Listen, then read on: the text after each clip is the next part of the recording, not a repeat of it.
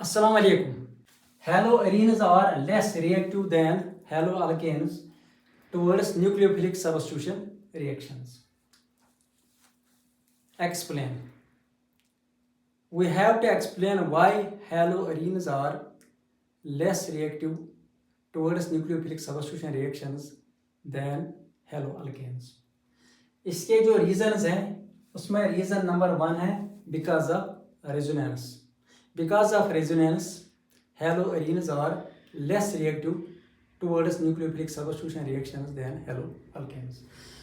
Example के तौर पर हम क्लोरोबेंजीन की एग्जाम्पल लेंगे. हम जानते हैं कि क्लोरीन का एटॉमिक नंबर 17 है और इसके वैलेंस शेल में 7 इलेक्ट्रॉन्स है. एक इलेक्ट्रॉन कार्बन के साथ सिग्मा बॉन्ड बनाता है और बाकी 6 electrons as lone pair exist करते हैं.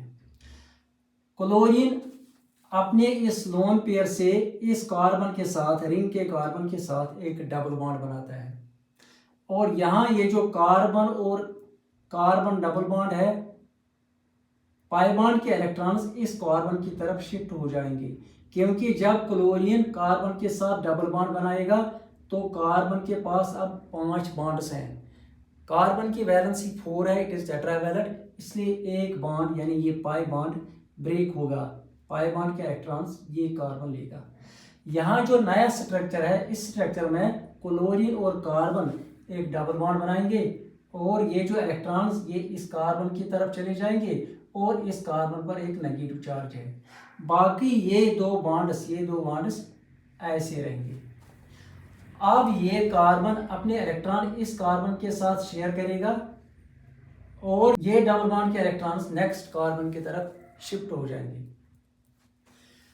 यहां पर जो नेक्स्ट स्ट्रक्चर है ये डबल बॉन्ड अपनी जगह पर है. इस स्ट्रक्चर में ये डबल बॉन्ड अपनी जगह पर है. इस डबल बॉन्ड के इलेक्ट्रॉन्स इस कार्बन की तरफ चले जाएंगे और ये डबल बॉन्ड भी अपनी जगह है. ये कार्बन इसके साथ एक डबल बॉन्ड बनाएगा. अब ये कार्बन और ये कार्बन ये इलेक्ट्रॉन लेके एक डबल बॉन्ड बनाएंगे. इस डबल बॉन्ड के इलेक्ट्रॉन्स इस कार्बन की तरफ शिफ्ट हो जाएंगे. नेक्स्ट स्ट्रक्चर में ये डबल बॉन्ड अपनी जगह, ये वाला डबल बॉन्ड अपनी जगह है और ये जो कार्बन है ये इसके साथ डबल बॉन्ड बनाएगा और इस कार्बन के इलेक्ट्रॉन यहां शिफ्ट हो जाएंगे. अब इसके बाद क्या होगा, ये कार्बन इसके साथ डबल बॉन्ड बनाएगा और डबल बॉन्ड के इलेक्ट्रॉन्स वापस क्लोरीन की तरफ चले जाएंगे. तो हमारा जो फाइनल स्ट्रक्चर है, फाइनल स्ट्रक्चर ये है. यहां फिर से सिंगल बॉन्ड होगा और क्लोरीन अपने इलेक्ट्रॉन्स वापस ले जाएगा. यहां फिर डबल बॉन्ड, यहां डबल बॉन्ड और यहां डबल बॉन्ड. लेकिन यहां पर एक इंपॉर्टेंट बात आपको याद रखनी है. जब इस क्लोरीन ने इस कार्बन के साथ डबल बॉन्ड बनाया, इसने अपने लोन पेयर यूज किए, तो इस क्लोरीन पर पॉजिटिव चार्ज डेवलप होगा. ये पॉजिटिव चार्ज हर एक स्ट्रक्चर में रहेगा. लास्ट पर ये पॉजिटिव चार्ज खत्म होगा. अब हम देखेंगे कि रेजोनेटिंग स्ट्रक्चर्स में क्या होता है. रेजोनेटिंग स्ट्रक्चर्स में अक्सर स्ट्रक्चर्स में यहां भी डबल बॉन्ड, यहां भी डबल बॉन्ड, यहां भी डबल बॉन्ड. दैट इज ये जो कार्बन और क्लोरीन का बॉन्ड है इसमें डबल बॉन्ड का कैरेक्टर आता है.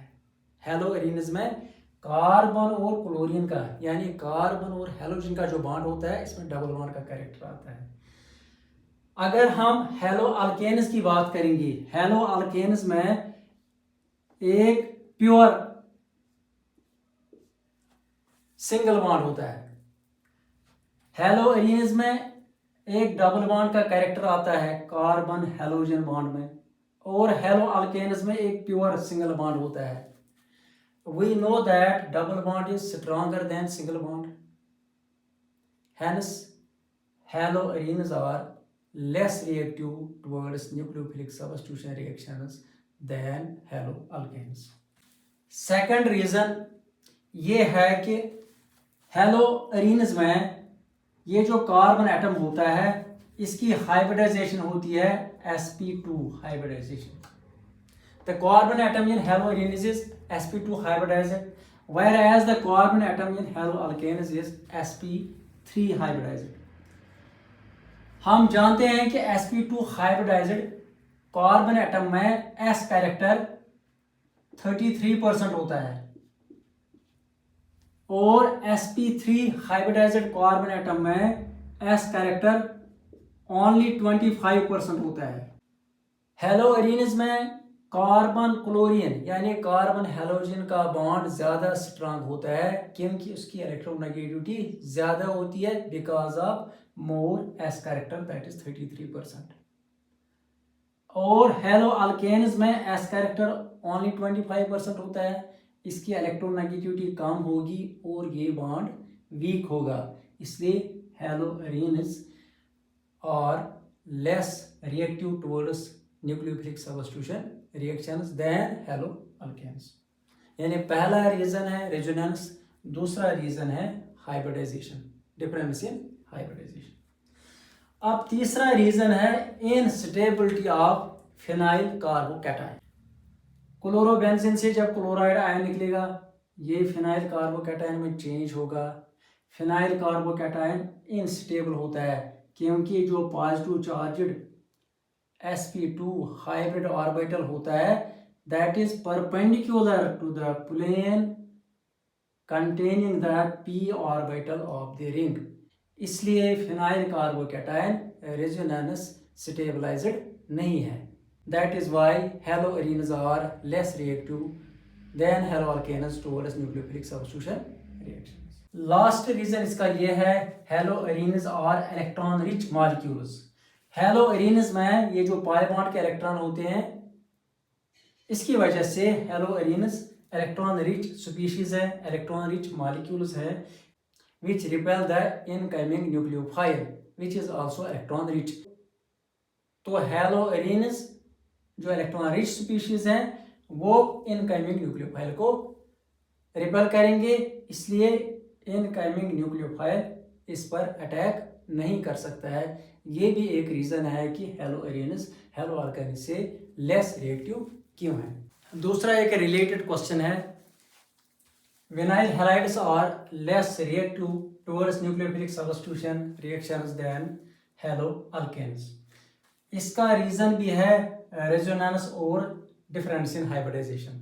अगर हम बात करेंगे विनाइल हैलाइड्स की, फॉर एग्जांपल अगर हम विनाइल क्लोराइड लेंगे, ये विनाइल क्लोराइड है, विनाइल क्लोराइड में भी रेजोनेंस होती है।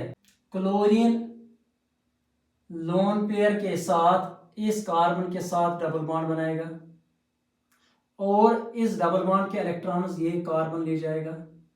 तो जो नया स्ट्रक्चर है इसमें यहाँ पर CH2 वाले कार्बन पर नेगेटिव चार्ज है, यहाँ सिंगल बॉन्ड है, यहाँ CH, यहाँ डबल बॉन्ड Cl और इस क्लोरीन के पास पॉजिटिव चार्ज, क्योंकि क्लोरीन ने लोन पेयर के इलेक्ट्रॉन्स लेके इस कार्बन के साथ डबल बॉन्ड बनाया।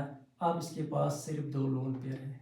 Vinyl halides are less reactive than alkyl halides because vinyl chlorides में रेजोनेंस की वजह से डबल बॉन्ड कैरेक्टर आता है जो स्ट्रॉन्ग बॉन्ड होता है as compare to pure single bond. दूसरी वजह hybridisation, difference in hybridisation. Alkyl halides में या हेलोअल्केन्स में कार्बन एटम sp3 हाइब्रिडाइज्ड होता है और विनाइल हैलाइड्स में कार्बन एटम sp2 हाइब्रिडाइज्ड होता है। sp2 hybridized carbon atom has more s character, it is more electronegative than sp3 hybridized carbon atom, इसलिए ये जो CCl बॉन्ड या CX बॉन्ड विनाइल हैलाइड्स में होगा ये स्ट्रांग होगा as compare to CCl bond in haloalkanes. इस वजह से vinyl halides are less reactive than alkyl halides towards nucleophilic substitution reactions. तो नेक्स्ट लेक्चर में हम पढ़ेंगे कि हेलोअरीन्स में न्यूक्लियोफिलिक सब्स्टिट्यूशन रिएक्शंस होती है अंडर ड्रास्टिक कंडीशन।